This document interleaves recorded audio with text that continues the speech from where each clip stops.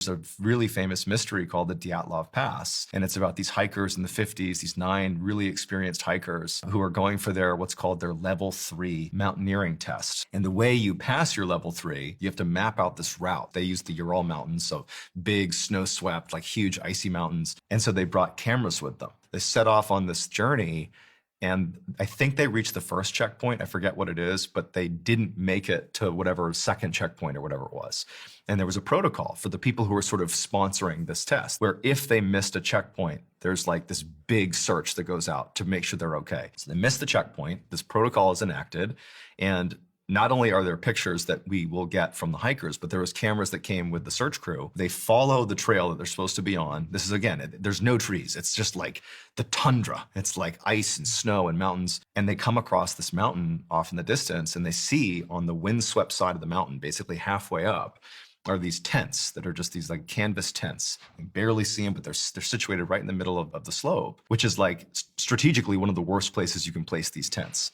So immediately they're thinking, one, it has to be the hikers, because who else is out here right now? But two, why in the world would these incredibly talented hikers, why would they ever pitch their tent there? This is the most hazardous part. The wind can whip you off. So they see these tents. They're in the wrong spot. They go up to the tents, and the hikers aren't there. They're not in there. There's pictures of this too. The tents inside had stacks of clothing neatly folded and placed in the corners, like they left their clothes behind. And the tents themselves were cut open, like with a knife, but somehow they deduced that they had been cut open, but from the inside.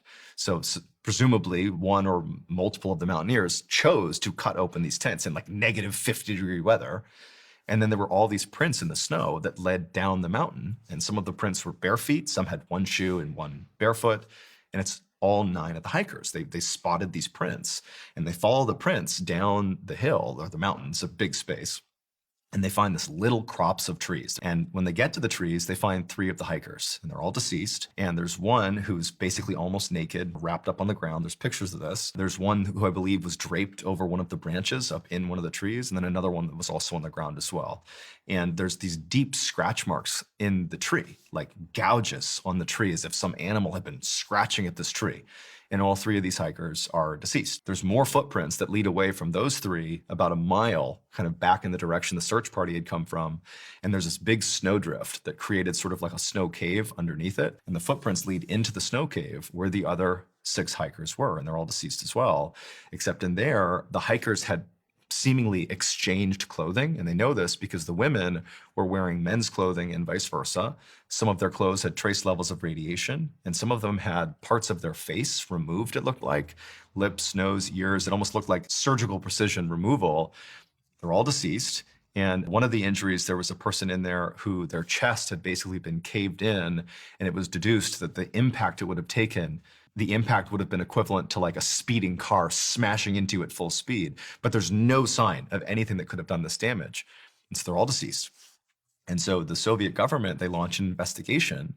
And during this investigation, they discovered that there was a huge military exercise, a Russian military exercise taking place in the Ural Mountains, who had no idea about these hikers. They have no clue that the level 3 mountaineering test is going on. It's not even on their radar. And they're 15, 20 miles away. And one of their senior commanders, on the same night that it's believed the hikers all died and whatever happened to them happened, he began noticing all these strange lights in the sky over the Ural Mountains, going up and down and moving all around, to the point where he actually thought it was another country, a foreign country. Are they invading us?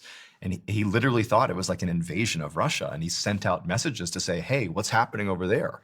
Having no idea that he was pointing to the one spot where these hikers were. So during this investigation, they discover that families are clamoring for information about their lost loved ones. Nobody has any idea what's going on. And suddenly the Soviet government says, oh, we're going to shut this investigation down. All we know is that the 9 hikers who died from an unknown, unnatural force. Sealed.